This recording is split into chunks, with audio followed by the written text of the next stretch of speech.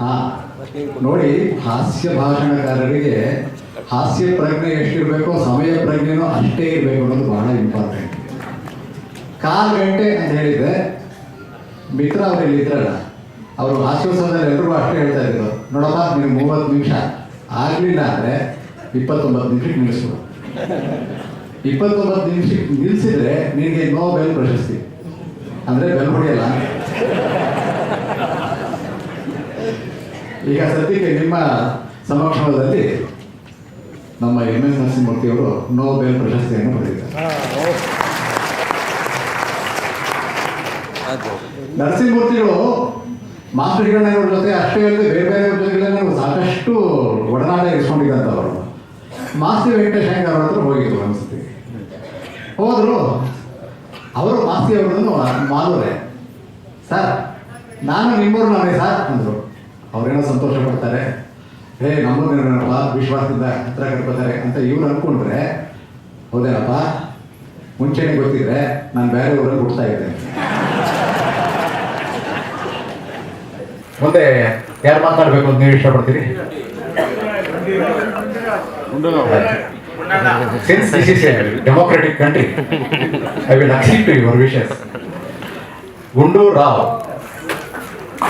the ever smiling youngster that I am privileged to be with since the last 25 years. ಎಲ್ಲೆಲ್ಲಿಂದನೂ ಅವ್ರ ಬಗ್ಗೆ ಒಂದೇ ಒಂದು line ಹೇಳ್ಬಿಟ್ಟು ಅವ್ರು ಕೊಟ್ಬಿಡ್ತೀನಿ. ಒಂದು ವೇಳೆ ಇಡೀ ಕರ್ನಾಟಕದಲ್ಲಿ ಕೈಲಾಸಂ ಎಲ್ಲಾ ಪುಸ್ತಕಗಳು ಕಳೆದು ಹೋದರೆ, ಆ ಕೈಲಾಸಂ ಬಗ್ಗೆ ಇರುವಂತಹ ಬರೆದಿರುವಂತಹ ಮೊದಲ ಅಕ್ಷರದಿಂದ ಹಿಡಿದು, ಕೈಲಾಸಂ ನಾಟಕದ ಮೊದಲ ಅಕ್ಷರದಿಂದ ಹಿಡಿದು ಕಡೆಯಲ್ಲಿ ಸಮಾಪ್ತಂ ಅಂತ ಬರುತ್ತಲ್ಲ, ಅಲ್ಲಿಯವರೆಗೂ ವರ್ಬ್ಯಾಟಿಮ್ ಒಪ್ಪಿಸಲು ಯಾರಿಗಾದ್ರೂ ಸಾಧ್ಯವಿದ್ರೆ ಅದು ಹುಡುಗಾಗಿದೆ. ಪನ್ ಅನ್ನೋದು, ಪನ್ ಇಸ್ ಮೈ ಫೋರ್ಟೆ ಆಲ್ಸೋ. ನಿಮ್ಮಲ್ಲಿ ಯಾರಾದ್ರೆ ನನ್ನ ಪರಿಚಯ ಯಾರಿಗಾದ್ರೂ ಇಲ್ಲದೆ ಇದ್ರೆ ಚಿಕ್ಕದಾಗಿ ಹೇಳ್ಕೊಡೋದು ಅಂದರೆ, ಸುಧಾ ಪತ್ರಿಕೆ ಯಾರ್ಯಾರು ಓದ್ತಿರೋ ಅದರಲ್ಲಿ ಈ ವಾರ ಬಂದಿರುವಂತಹ ಪ್ರಶ್ನೋತ್ತರವನ್ನು ಸೇರಿದ್ರೆ 15,000 ಪ್ರಶ್ನೆಗಳಿಗೆ ಉತ್ತರ ಕೊಟ್ಟಿರೋ ನಾನು. ಮತ್ತೆ ವೀಕೆಂಡ್ ವಿನೋದ ಅಂತ ವಿಜಯ ಕರ್ನಾಟಕದಲ್ಲಿ ಬರುತ್ತೆ. ಮತ್ತೆ ಡೈಲಿ ಕಾಲಮ್ ಒಂದು ಹೀಗೂ ಉಂಟು ಅಂತ, ಅದೆರಡನ್ನು ನಾನೇ ಬರೀತಾ ಇರುವಂತ. ನೀವೆಲ್ಲರೂ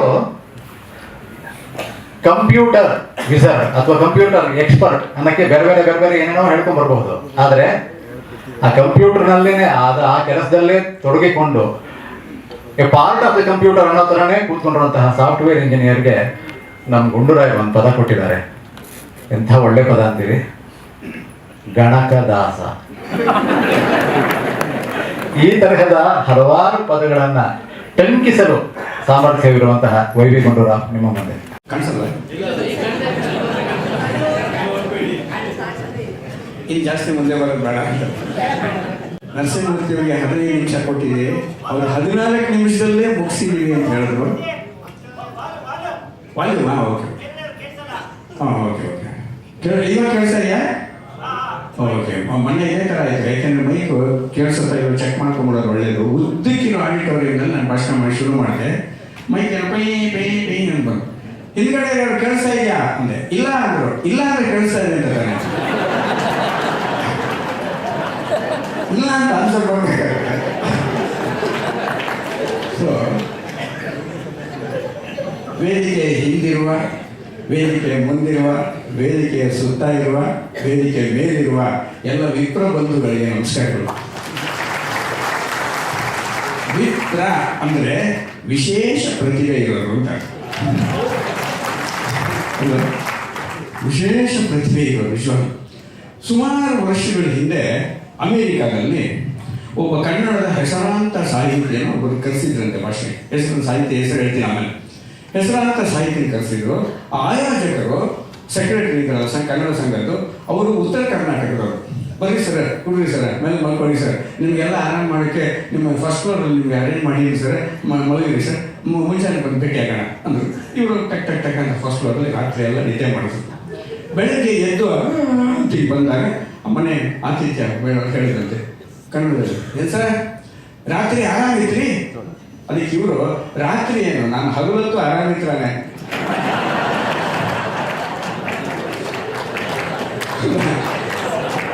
ರಾತ್ರಿ ಆರಾಮಿದ್ರ ಅಂದ್ರು, ಹಗಲೊತ್ತು ನಾನು ಆರಾಮಿದ್ರಾನೆ. ಅವರೇ ಸಾಹಿತ್ಯ ಆರಾಮಿದ್ರ. ಇಂಥವ್ರು ನಮ್ಮ ಇವತ್ತು ನೋಡಿ, ಇವತ್ತು ವಿಶೇಷ ಯಾಕೆ ಕಾರ್ಯಕ್ರಮ ಅಂದರೆ ಜಾಸ್ತಿ ಜನ ಬಂದಿರಲಿಲ್ಲ ಅನ್ನೋದಲ್ಲ, ಈ ಎರಡು ರತ್ನಗಳು ನಮ್ಮ ಜೊತೆಲಿದ್ದಾರೆ ಇವತ್ತು. ಹಾಸ್ಯ ಕಲಾ ರತ್ನ ಮತ್ತು ನಟ ರತ್ನಾಕರ. ಇವರಿಬ್ರು ಎಲ್ಲಿ ಇರ್ತಾರೋ ಅಲ್ಲಿ ನಮಗೆ ವೈಬ್ರೇಷನ್ ಅದು ಬಹಳ ಅದ್ಭುತವಾಗಿದ್ದೇ ಇರುತ್ತೆ. ನಿಮಗೆ ಒಂದು ಸಣ್ಣ ಎರಡು ಚಿಕ್ಕ ಘಟನೆಗಳನ್ನು ಮಾತ್ರ ಹೇಳ್ಬಿಡ್ತೀನಿ ನಾನು. ಏನಂದರೆ, ನಾನು ಬ್ಯಾಂಕಲ್ಲಿ ಕೆಲಸ ಮಾಡ್ತಾ ಇದ್ದಾಗ ನಮ್ಮ ಫ್ರೆಂಡ್ ಒಬ್ಬರು ತುಂಬ ವರ್ಷಗಳಿಂದ ಬಸ್ಸಲ್ಲೇ ಓಡಾಡ್ಕೊಂಡು ನೇತಾಡ್ಕೊಂಡು ಟಿಕೆಟ್ ಹೋಗಿ ಆಫೀಸಿಗೆ ಬರುವಷ್ಟೊಳಗೆ ಸುಸ್ತಾಗುತ್ತೆ.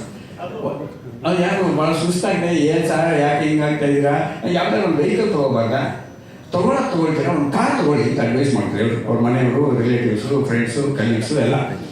ವೆರಿ ಗುಡ್, ಕಾರ್ ತೊಗೋಬೇಕು. ಯಾವ ಕಾರ್ ತೊಗೋಬೇಕು ಅಂತ ಡಿಸೈಡ್ ಮಾಡೋಕ್ಕೆ ಭಾಳ ಕಷ್ಟ ಆಗುತ್ತೆ ಅವರು. ಯಾರನ್ನು ಕೇಳಿದ್ರು ಸರ್ ನಾನು ಕಾರ್ ತೊಗೋಬೇಕು ಅಂತಿದ್ರಿ, ಯಾವ್ದು ತೊಗೊಳ್ಳಿ ಅಂದರೆ ಎಲ್ಲರೂ ಅವ್ರವ್ರ ಹತ್ರ ಇರೋ ಕಾರ್ಗಳು ಮಾಡೋದ್ರೆಲ್ಲ ಹೇಳ್ತಾರೆ ಹೊರತು ಸರಿಯಾಗಿ ಮಾಡೋದು ಕರೆಕ್ಟಾಗಿ ಅಡ್ವೈಸ್ ಮಾಡೋದು ಯಾರಿಲ್ಲ. ನನಗೆ ಕಾರ್ ತೊಗೊಳ್ಬೇಕಾದ್ರೆ ಸರಿಯಾದ ಮಾಡೆಲ್ ಯಾವುದು ಅನ್ನೋದನ್ನು ಯಾರು ಅಡ್ವೈಸ್ ಮಾಡ್ತಾರೆ ಅಂತ ಯೋಚನೆ ಮಾಡಿ ಕೊನೆಗೆ ನನ್ನ ಹತ್ರ ಬಂದರು. ನಾನೇನು ಎಕ್ಸ್ಪರ್ಟ್ ಅಂತಲ್ಲ, ನೋಡಪ್ಪ ನಾನು ಕಾರ್ ತೊಗೋಬೇಕು ಅಂತೀನಿ, ಯಾವ ಕಾರ್ ತೊಗೋಬೇಕು ಅಂತ ಹೇಳಿ ಡೈರೆಕ್ಷನ್ ಕರೆಕ್ಟಾಗಿ ಹೇಳಿ. ನಾನು ಹೇಳಿದೆ, ಕಾರ್ ತೊಗೊಳ್ಳೋ ವಿಷಯ ನಾನು ಅಡ್ವೈಸ್ ಮಾಡ್ತೀನಿ.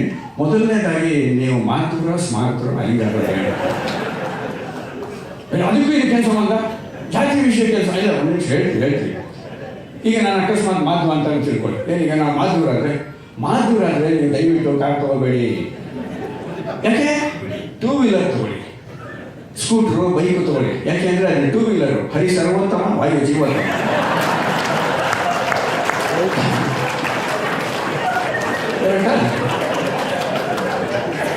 ಸರ್ವೋತ್ತಮ, ವಾಯು ಜೀವೋತ್ತಮ. ತಕ್ಷಣ ಅವ್ರ ಕ್ಯೂರಿಯಾಸಿಟಿ, ಅವ್ರ ಹಣೆಯಲ್ಲಿ ಏನೂ ಗೊತ್ತಿರಲಿಲ್ಲ. ಓಕೆ, ಅಕಸ್ಮಾತ್ ನಾನು ಸ್ಮಾರ್ಟ್ ಆಗಿದ್ದೆ ಅಂತ ಇಟ್ಕೊಳ್ಳಿ. ಮೈಸೂರು ಕರ್ನಾಟಕನೋ, ಸಂಖ್ಯಾತಿನೋ, ಬಡಗನಾಡು. ಈ ಬಡಗನಾಡು ಅಂತಿದಾರಲ್ಲ, ಬಹಳ ಅದ್ಭುತ. ಈ ಕನ್ನಡ ಮಾತಾಡೋರು ಬಡಗನಾಡು, ತೆಲುಗು ಮಾತಾಡಿದ್ರೆ ಮುಲ್ಕನಾಡು, ತಮಿಳು ಮಾತಾಡಿದ್ರೆ ತಮಿಳುನಾಡು. ಸೊ ಅಕಸ್ಮಾತ್ ಬಡಗನಾಡನೋ, ಮೈಸೂರು ಕರ್ನಾಟಕನೋ, ಈರ್ನಾಡ, ಶೈಲವೆಲ್ಲ ವೆಲ್ನಾಡನೋ, ಈ ಥರ ಅಕಸ್ಮಾತ್ ನಾನು ಸ್ಮಾರ್ಟ್ ಆಗಿದ್ದರೆ ಯಾವ ಕಾರ್ ತೊಗೋಬೇಕಾ, ಟೂ ವೀಲರ್ ತೊಗೋಬೇಕು, ಕರೆಕ್ಟಾಗಿ ಹೇಳ್ಬೇಕು. ಇಲ್ಲ ನೀವು ದಯವಿಟ್ಟು ಸ್ಮಾರ್ಟರಾಗಿದ್ದರೆ ಮಾತ್ರ ನೀವು ಕಾರ್ಯ ತಗೊಳ್ಳಿ. ತಕ್ಷಣ ಬಂದಪ್ಪ ಅಂದ್ಕೊಂಡು ಯಾವ್ದು ಮಾಡಲ್ ಯಾವುದು ಅಂದರೆ ನೀವು ಸ್ಮಾರ್ಟರಾಗಿದ್ದರೆ ತೊಗೋಬೇಕಾದ್ದು ಹ್ಯುಂಡೈ ಕಾರ್ ತಗೊಳ್ಳಿ. ಹ್ಯುಂಡೈ ಯಾಕೆ? ಅದ್ವೈತ್ ಹ್ಯುಂಡೈ.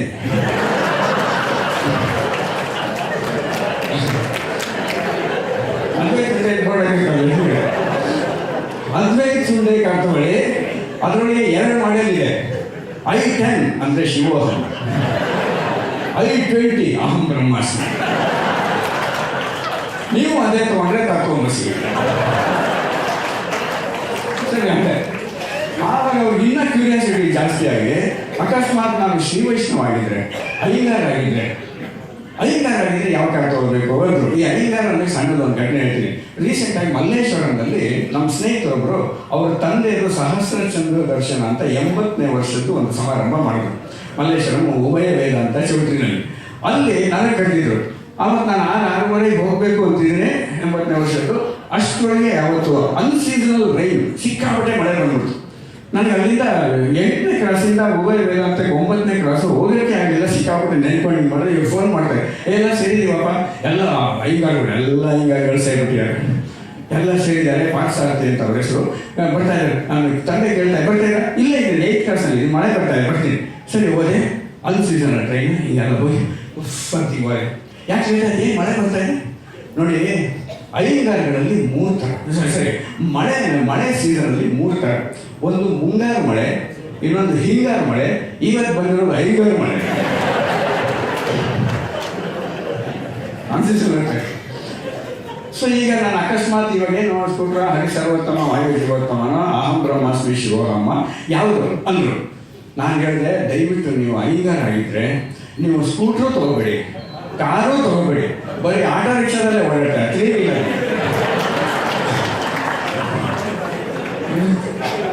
ವೀಲರ್.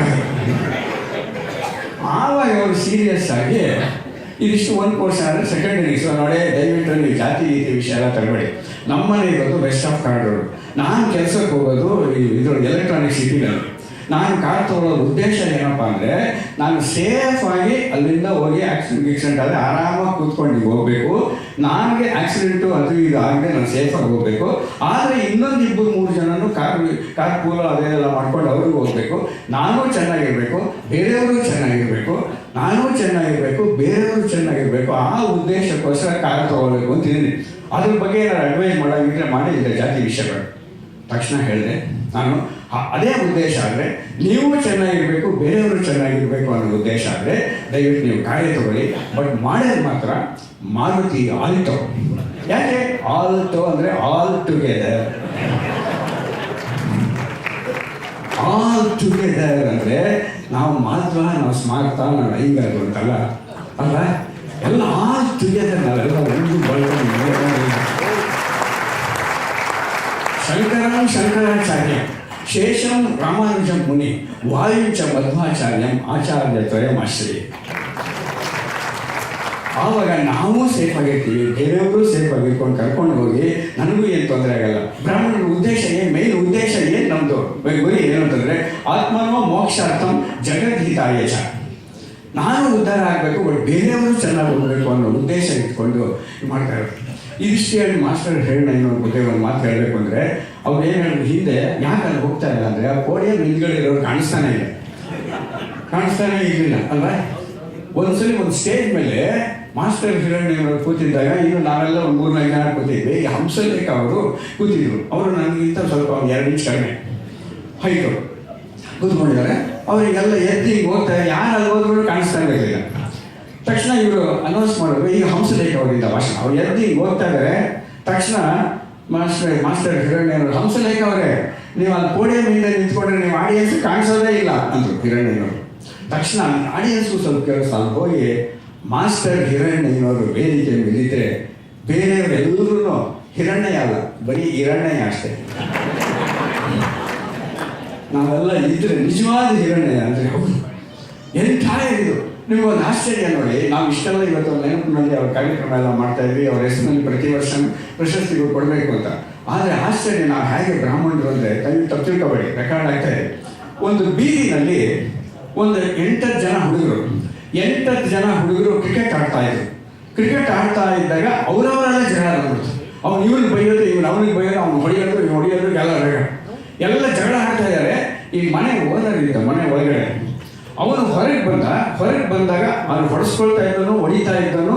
ಇವರ ಮಗ ಒಬ್ಬ ಇದ್ದ.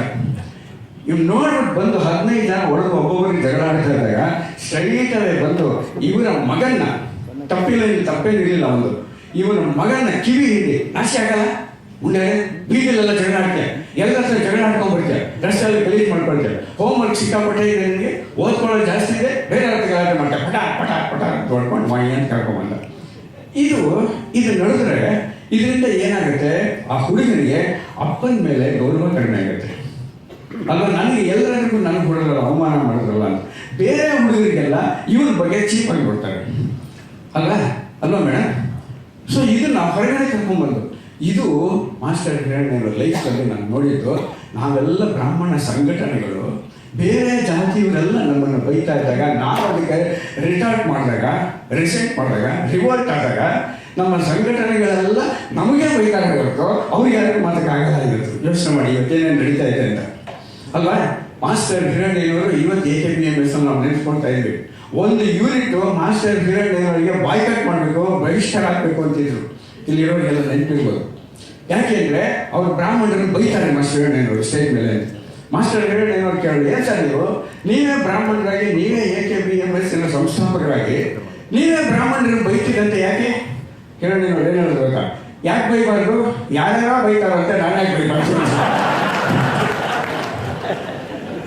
ಯಾರ್ಯಾರೋ ಬೈತಾರಂತ ನಾವೇ ಬೈಬಾರ್ದು ಅಂತ ತಿಳ್ಕೊಳ್ತಾ ಇದ್ವಲ್ಲ ನಾವು. ಯಾರ್ಯಾರೋ ಬೈಯೋದು ಬಿಟ್ಟಿದ್ದು ನಾವೇ, ತಿರ್ಗಿ ಯಾರ್ಯಾರೋ ಬೈತಾರೆ, ನಾವು ಬೈತೀವಿ. ಅದು ನಮ್ಮ ಮಗಳ ಯಾರು ಇಲ್ಲೇ ಇಲ್ಲ. ಇನ್ನು 3% ಇದೆ ನಮಗದು. 3% ಯಾಕೆಂದ್ರೆ ಯಾಕೆ ಇಲ್ಲಿ ಸೇರಿದ್ದೀವಿ, ಈ ಕಾರ್ಯಕ್ರಮ ಇಲ್ಲೇ ಯಾಕೆ ಮಾಡ್ತಾ ಇದ್ವಿ? ಗಾಯತ್ರಿ ಸಭಾಭವನದಲ್ಲೇ ಮಾಡ್ಬೋದಾಗಿತ್ತು. ಇಲ್ಲಿ ಯಾಕೆ ಮಾಡ್ತಾ ಇದ್ದೀವಿ ಅಂದರೆ ಬ್ರಾಹ್ಮಣರಿಗೆ ಎಲ್ಲ ಜಾತಿಯವರು ಬತ್ತಿ ಇರ್ತಾ ಇರೋದ್ರಿಂದಲೇ ಪತ್ತಿ ಸಭಾಂಗಣ ಮಾಡೋದು. ಇಲ್ಲಿ ನಾವು ಅಸರ್ಟ್ ಮಾಡ್ಕೊಳ್ಳೋಂಥ ಅವಕಾಶ ಸಿಕ್ಕಿದೆ. ಇದು ಯಾಕೆ ಜನ ಕಿಕ್ಕಿದ್ದು ಸೇರಿದ್ದೀವಿ ಅಂತಂದರೆ ಆಡಿಟೋರಿಯಂ ಸಿಕ್ಕಿದೆ ಅಷ್ಟೇ. ಇದೇ ನಾವು ಚೌಡಯ್ಯದಲ್ಲೋ ಎಚ್ ಎನ್ ಕಲಾಕ್ಷೇತ್ರದಲ್ಲೋ ಮಾಡಿದ್ದಿದ್ರೆ ಇನ್ನೂ ಜಾಗಗಳು ಬಹಳ ಇರ್ತಾ ಇತ್ತು. ನಮ್ಮಲ್ಲಿ ಆ ಸ್ವಾಭಿಮಾನ ಕಡಿಮೆ ಆಗ್ತಾ ಇದೆ. ಅದನ್ನು ಜಾಗೃತ ಮಾಡ್ಕೊಳ್ಳೋಕೆ ನಾನು ಮಾಡ್ತಾ ಇದ್ದೀನಿ ಅಂತ ಹೇಳೋದು. ನಮ್ಮಲ್ಲಿ ಇವತ್ತು ವಿಶಾಲ ಮನೋಭಾವ ಅಂತ ಜಾತಿ ಬೇಡ ಈಗ ಬೇಡ. ಅವಾಗ ಆರಂಭಿಕ ಅವ್ರು ಭಾಳ ಚೆನ್ನಾಗಿ ಹೇಳಿದ್ರು, ಇವನ್ ಆರವ ಎಂದು ತಿಳಿಸಿದ್ರೆ ಅನ್ನೋದಲ್ಲದೆ ನಾವು ಹೇಳ್ಕೋಬೇಕು. ಇವನ್ ಆರವ ಅನ್ನಿಸ್ಬೇಡ, ಇವ ಹಾರವ ಅನ್ನಿಸ್ಬೇಡ. ಅದು ನಮ್ಗೆ ಹೇಳ್ಕೊಳ್ಳೋಕೆ ಬೇಡ. ನಮ್ಮ ಸ್ನೇಹಿತರು ಎಷ್ಟೋ ಜನ ನಾವೆಲ್ಲ ಅಬ್ಸರ್ವ್ ಮಾಡಿದ್ದೀವಿ. ಎಲ್ಲರ ಮನೆಗಳಲ್ಲೂ ಮನೆಯಲ್ಲಿ ಮುದ್ರೆನೋ ಅಭಿಗಂಧನೋ ನಾಮನೋ ಹಾಕ್ಕೊಂಡು ಪೂಜೆ ಗೀಜೆ ಎಲ್ಲ ಮಾಡಿ ಆಫೀಸ್ಗೆ ಹೋಗುವಾಗ ಎಲ್ಲ ಅಳಿಸ್ಬಿಟ್ಟು ಹೋಗ್ತೀವಿ. ಎಲ್ಲ ಅಳಿಸ್ಬಿಟ್ಟು ಹೋಗಿರೋದು ನಾನೇ ನೋಡಿದ್ದೀನಿ. ನನಗೆ ಯಾವ ವೇಳೆ ಏನು ಅಳಿಸ್ಬಿಟ್ಟು ಹಿಂಗಾಗಿದ್ದೀರ ಈ ಥರದ್ದೆಲ್ಲ ನಾವು ಅಸರ್ಟಿವ್ ಆಗಿ ಮಾಡೋದು, ಅದು ನಡ್ಕೊಳ್ಳೋದು ಅನ್ನೋದು ಮಾಸ್ಟರ್ ಹೇಳೋದು ಹೇಳಿದ್ರು. ಬೀಚಿ ಕೂಡ ಅದೇ ನಾವು ವಿಶಾಲ ಮನೋಭಾವ ಮಾತ್ರ ಇದನ್ನೆಲ್ಲ ಬಿಟ್ಬಿಡ್ಬೇಕು ಅಂತ ಹೇಳ್ತಾ ಇದ್ದೀವಿ. ಈ ರೀತಿ ಮಾಡೋದ್ರಿಂದ ಏನಾಗುತ್ತೆ ಅಂದರೆ ಬೀಚಿನೇ ಒಂದ್ಸರಿ ಬೇಜಾರು ಮಾಡ್ಕೊಂಡು ಹೇಳಿದ್ರು, ಬ್ರಾಹ್ಮಣರೆಲ್ಲ ನನ್ನ ಲೈಕ್ ಮಾಡಲ್ಲ, ಯಾಕೆಂದರೆ ಇವ್ರು ಜಾತಿ ಕೆಟ್ಟೋಗಿದ್ದಾನೆ ಅಂತ. ಬೇರೆ ಜಾತಿಗಳೆಲ್ಲ ಏನಂತಾರೆ, ಇವ್ರು ಬ್ರಾಹ್ಮಣಪ್ಪ ಹುಷಾರಾಗಿರು ಅಂತಾರಂತೆ. ಸೊ ಇಂಥ ಪರಿಸ್ಥಿತಿ ನಾವಿರುವಾಗ ನಾವು ಅಸರ್ಟಿವ್ ಆಗಿ 3 ರೀತಿ ಬಿಹೇವಿಯರ್ ಇದೆ: aggressive behaviour, ಸಬ್ಮಿಸಿವ್ behaviour and assertive behaviour. Aggressive behaviour ಅಂದರೆ ನಾನು ಹೇಳಿದ್ದೆ ಸರಿ, ನಾನೇ ಹೇಳಿ ಅಂತ ಹೇಳ್ತಾರೆ. ಕೆಲವರು ಮಾತಾಡಿಸ್ತಾ ಇರ್ತಾರಲ್ಲ, ಅವ್ರಿಗೆ ಕನ್ನಡದ ಆಲ್ಫಾಬೆಟಿಕಲ್ ಕೇಳಿ ಅವ್ರು ಈ ಬರೋದೇ ಇಲ್ಲ, ಸ್ಟಾರ್ಟ್ ಆಗೋದೇ ಇಲ್ಲ. ಅದು ಅಗ್ರೆಸಿವ್ ಬಿಹೇವಿಯರ್. ಸಬ್ಮಿಸಿವ್ ಬಿಹೇವಿಯರ್ ಅಂದರೆ ನೀವು ಹೇಳಿದ್ದೆ ಸರಿ ಸ್ವಾಮಿ, ನಾವು ಹೇಳಿದ್ದೆ ಸರಿ ಸ್ವಾಮಿ, ಬನ್ನಿ ಸ್ವಾಮಿ, ಇದು ನಾವು. ಅಸರ್ಟಿವ್ ಬಿಹೇವಿಯರ್ ಕನ್ನಡದವರು ಅಷ್ಟೇ. ಮಾಸ್ಟರ್ ಅವರು ಹೇಳ್ತಾ ಇದ್ರು, ಹಿಂದೂಗಳು, ಕನ್ನಡಿಗರು ಮತ್ತು ಬ್ರಾಹ್ಮಣರು ಇವರು 3 ಜನನೂ ಒಂದೇ. ಅಸರ್ಟಿವ್ ಇಲ್ಲ ಅಂತ. ಅಸರ್ಟಿವ್ ಆಗೋಕ್ಕೆ ಇವತ್ತಿನ ಅವಕಾಶ ನಮಗೆ ಸಿಕ್ಕಿದೆ. ಪ್ರತಿ ವರ್ಷ ಮಾಡ್ತಾರೆ ಅಂದರು, 3 ತಿಂಗಳಿಗೂ 2 ತಿಂಗಳಿಗಾಗಿ ಮಾಡೋಣ. ಎಲ್ಲರೂ ಬೈತಾರೆ ಅಂತ ನಾವು ಬೈಯೋದಲ್ಲದೆ ನಮ್ಮ ಯೋಗ್ಯತೆ ಇಟ್ಕೊಂಡು ನಾವು ಯಾರಿಗೂ ಬೇಕಾಗಿ ಆತ್ಮಾಭಿಮಾನನ ಸ್ವಾಭಿಮಾನನ ಬೆಳೆಸ್ಕೊಳ್ಳೋಣ ಅಂತ ತಲೆ ಕೊಟ್ಟಿದ್ದರಿಂದ ನಮಗೆ ಹೇಳಿ ನಮ್ಮ ಅವಕಾಶ ಮಾಡಬೇಕು. ಎಲ್ಲರೂ ಹೇಳಿ ನಾನು ಮಾತನಾಡಿಸ್ತೇನೆ.